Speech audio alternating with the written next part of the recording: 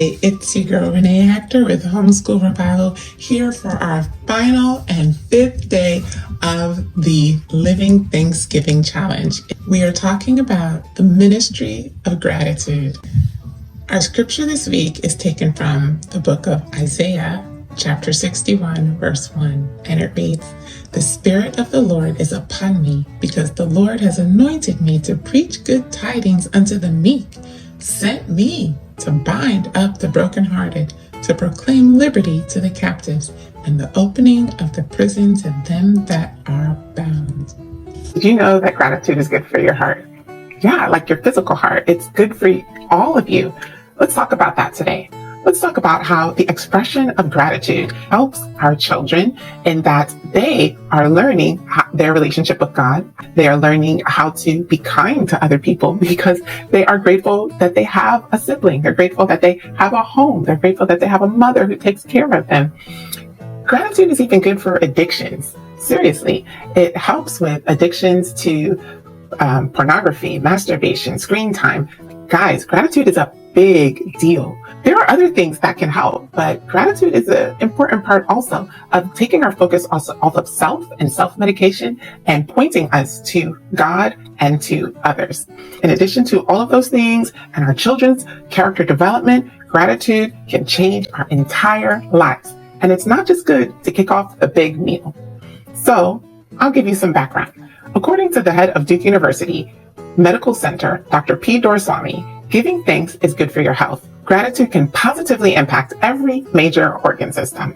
If it were possible to package it in a pill, it would be marketed for improving blood pressure, blood sugar, boosting your immunity, and reducing stress. Now that's a pill that packs a powerful punch. Wouldn't you agree?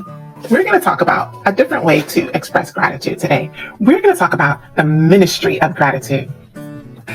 Let's start with how we can help others express gratitude, because when others express gratitude, it can bring about their healing. The others we're talking about specifically today are those who are homebound, those who are ill, senior, caretakers. That's a huge source of stress and overwhelm for people. Let's talk about how we can be ministers of gratitude to others around us. First things first, of course, this is post-COVID life, so we have to observe whatever the rules or expectations are at the time. So that might be wearing a mask, or it might be visiting with, a little bit of distance, can't snuggle up like you would like to. So some of the places that you can minister to others is the nursing home, is the hospital, or in home when you go and visit someone in their home who hasn't been able to leave their home, or who has difficulty leaving their home, or who is just not as able to get around in the home or outside of the home as I'm sure they would like to. Those are some places. Just be attentive to whatever the requirements may be for extending your ministry of gratitude, as we will call it for now. The Bible talks about gratitude and its impact in a few places that I want to share with you. It says here in Proverbs 16, verse 6, by mercy, or showing mercy, by mercy and truth, and I refer to truth in this case as speaking gratitude, iniquity is purged. Wow, by mercy and truth, iniquity is purged, and by fear of the Lord, men depart from evil. See, I was talking about that impact on addictions, but the word is true, and this is what the word says. By mercy, showing mercy, that's us, and truth, speaking gratitude, thinking gratitude, iniquity or ingratitude and selfishness is purged, and by fear of the Lord, men depart from evil. Something else is powerful about this? Well, the word of God, everything's powerful. It says in James chapter 5, verse 16, pray for one another that ye may be healed, because the effectual fervent prayer of a righteous man availeth much. Yes, we're going to be cheerful when we go and interact with people, with others, with people who are housebound or in the hospital. Of course, we're going to be cheerful and delightful and bring some light and sunshine. But also, as much as is possible, we want to offer to pray for people. Pray for their soul, pray for their physical condition, pray for their relationships, pray for their consternation, pray for their depression. Offer prayer. Because God says that the prayer of the righteous availeth much. So you going to do the work of God, going to do righteousness, God hears and respects that prayer. And we're teaching our children faith in the meantime. Let's look at some awesome ways that we can go into the home the hospital, the nursing home, all the places, and extend this ministry of gratitude. Senior citizens, grandparent-like people, they might have some issues with their technology. It doesn't have to be a big to-do. You can go in, they might have been having trouble downloading something or have an application they need to fill out. A lot of things have moved online now. It's not paper and snail mail anymore. They might have some issues that if they trust you enough, they might ask you to help, but they may not know that they can ask you, offer, say, hey, did you need any help with anything on your phone or your emails or, technology wise?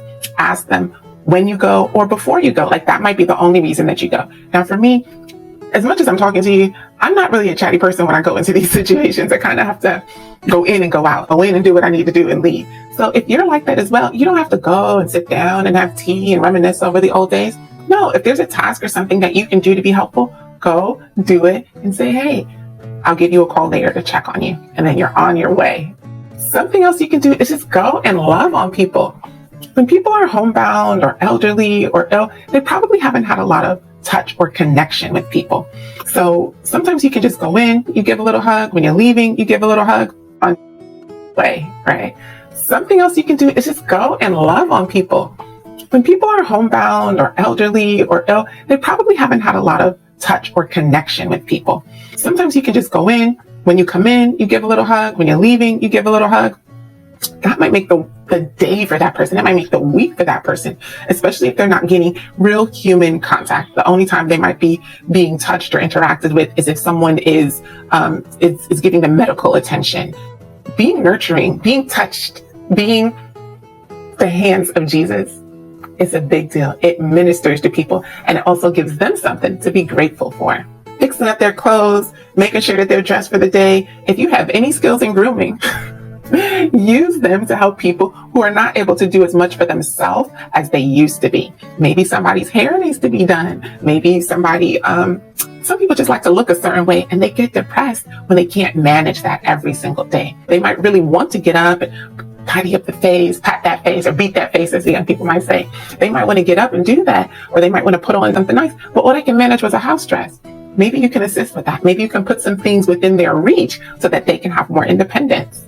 And then you know what? Sometimes people don't want help. They don't want you coming and seeing their personal condition or their struggle, but they might just want some company. They might just want to do a puzzle together. And this is where the kids come in because kids can play, right? They might just want someone to play with or to watch you do a puzzle while they chatter, or you chatter while you do your puzzle and they listen and watch.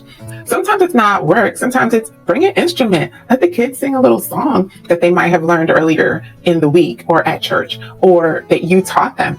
If they have an instrument, let them play it. Or ask if the person has an instrument that they want to play, that they want to show you a couple notes or talk about how they learned the instrument. If we're dealing with older people, ask them to tell you a story about something when they were younger. How did they get their first instrument? Have they ever wanted to play an instrument? There are things you can chat about, especially when it comes around music. Is there something that they can show you or your child, like a game that they might have used to play or enjoy playing, or an activity, or something building? Maybe the kids want to bring over manipulatives and do it there at the table. Maybe they want to participate, maybe they won't.